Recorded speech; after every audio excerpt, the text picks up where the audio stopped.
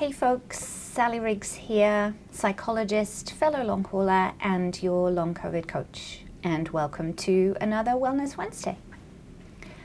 Today I wanted to talk a little more about the Safe and Sound protocol, and this time I wanted to talk about things to look out for if you are working with a different practitioner, not with me, not with someone in my practice. Obviously, you are more than welcome to work with another practitioner, and with the millions of people with long COVID in the world, we can't possibly see everybody here. We would love it if we could. We would also love to work with you. And many people have found practitioners locally, and unfortunately, some of them have had somewhat difficult experiences, and oftentimes they email me about that. And this week, I've had a few more of those emails than usual. So I just wanted to talk a little bit about what to look out for and some important things to take into consideration. So first of all, I'm a clinical psychologist. I trained in the UK. In order to call yourself a clinical psychologist in the UK, you need to have gone to a particular type of clinical training at the PhD level, a program that's approved by the BPS, and then you need to apply to the Health Professionals Council, meet certain criteria, and then you can call yourself a clinical psychologist. In the US, it's fairly similar. The term is licensed psychologist, and again, you have to have taken a certain graduate degree at the PhD level, and then applied to your licensing board, which is very stringent. And when I first applied in the US for New York, I was not, took me a long time to get accepted. But long way of saying that to call yourself a clinical psychologist, the term and the profession is heavily monitored. And yes, of course, within that profession, there will be people who are not very good. But by and large, because of the heavy monitoring, it's all somewhat of the same caliber. Now, the Safe and Sound protocol, you don't have to be a clinical psychologist to become certified. In fact, you don't have to be a licensed therapist to become certified. You can be an acupuncturist, you can be a massage therapist, you can be a certified yoga teacher. Now, there's nothing wrong about these professions, and I don't mean to imply anything disparaging, but what I mean to illustrate is that in order to become certified as an SSP provider, you need to take a training which requires watching a video, and then you're certified.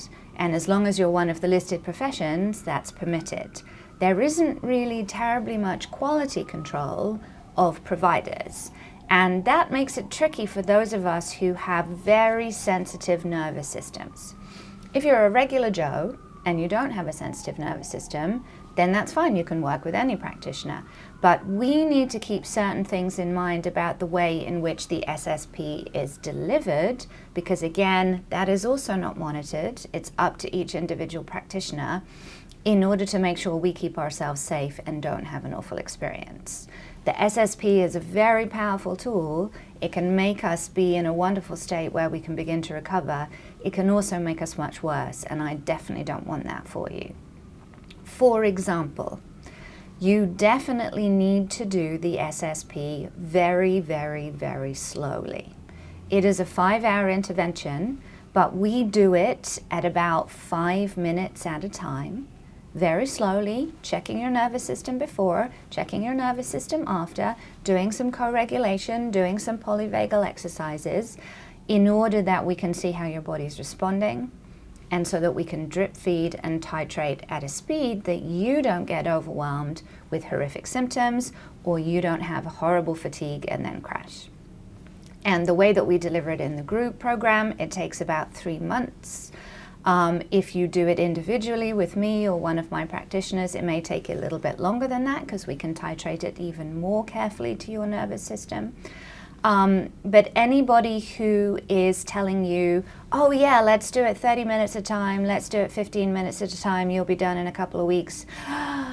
Oh my goodness, that is not going to be fun. You are going to crash, you're going to feel awful, and at best you're going to have a wild ride.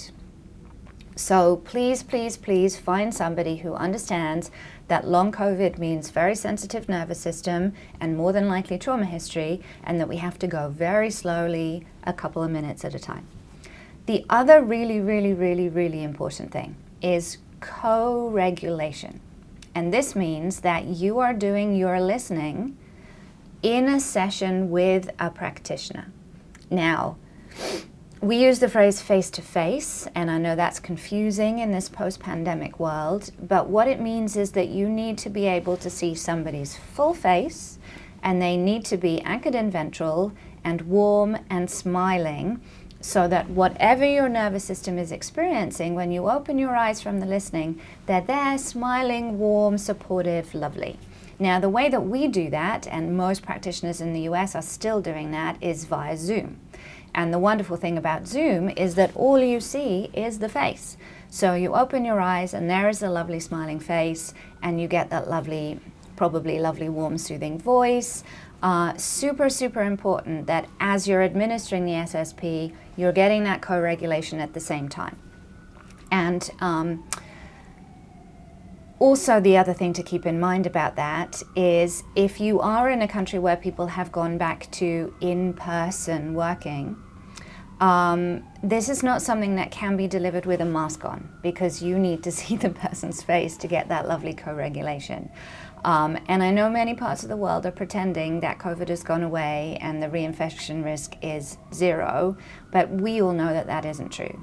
And so if you're getting it from a live practitioner, the risk of reinfection goes up. If you get reinfected while you're doing it, then it sort of wipes out the lovely benefits to your nervous system of doing it. So, make sure your practitioner is going to go really slowly. Make sure they're going to be on a Zoom call with you for at least hours 1 and hours 3, and possibly even more if you know that you're very sensitive and have a strong trauma history, so that you can get that co-regulation. If any clinician says to you, yes, we give you access to the app, here's my phone number, you can call if you need to, that will not be an appropriate delivery for us long callers. Now, there may be many other applications in which that is an appropriate delivery. There are many occupational therapists working with kids, and that's a great way to do it because the kiddos are at home with the parents and the parents provide co-regulation. But for us and our complicated situation, most of us don't have co-reg at home. Most of us are not living with a lovely warm therapist who's anchored in ventral and can give us that co-reg. And so we do need it from a practitioner, ideally on the Zoom screen, because then the body is going to feel doubly safe. Even if our heads were saying, I'm not going to get COVID, our bodies are saying, yeah, you are going to get COVID. And not that I want to feed into that fear, but we want to meet our nervous systems where they are and help with that. So those two things I just wanted to explain a little bit more detail about. It does take about 3 months to administer the SSP if you're doing it appropriately in that way. So again, to clarify, this is not a quick fix. This is an investment in the beginning of your recovery. However, I did also want to share, I have started doing the Safe and Sound protocol again, having finished it originally in December of last year. It is recommended to repeat periodically, and I'm coming up on a year. So I just started a little bit of listening this week, and it is so fascinating to see the impact when you're starting from a different baseline.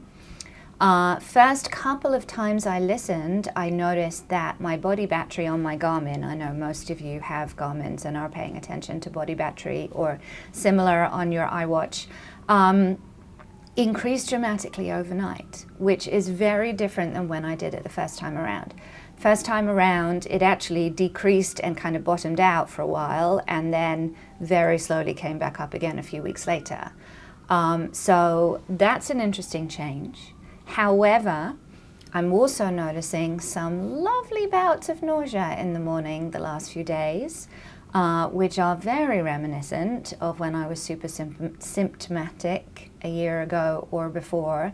And this is often what happens with the SSP, that from the beginning we may get some of the lovely positive benefits right away, and we certainly will get them by a couple of weeks in, and we'll also get some of the weird stuff. Because the autonomic nervous system is changing and it's involved in this process. And part of that is going to throw up a few things. So I was just about to go out for my run walk when the nausea came on Wednesday morning, and I thought, oh, I know what this is. So I skipped my listening that day, and today I am going to do the same because we want to let our nervous systems adjust and just go very slowly, because what's the rush? So I hope I've given you some important food for thought there if you are considering the Safe and Sound protocol for your recovery journey. We have our next group starting November 22nd. I think as of right now, we have one spot available in that group too. And by the time you get this video on Wednesday, I'm not sure if that will be the same, but if you are interested, as always, there's a link to book a call with me, and we take rolling entry for groups. Each group starts towards the end of the month. So if you don't make November, there'll be one in December. And if you want to work individually with someone, we can do that anytime. I hope you have a tolerable week, and look forward to seeing you again soon on Wellness Wednesday. Take care.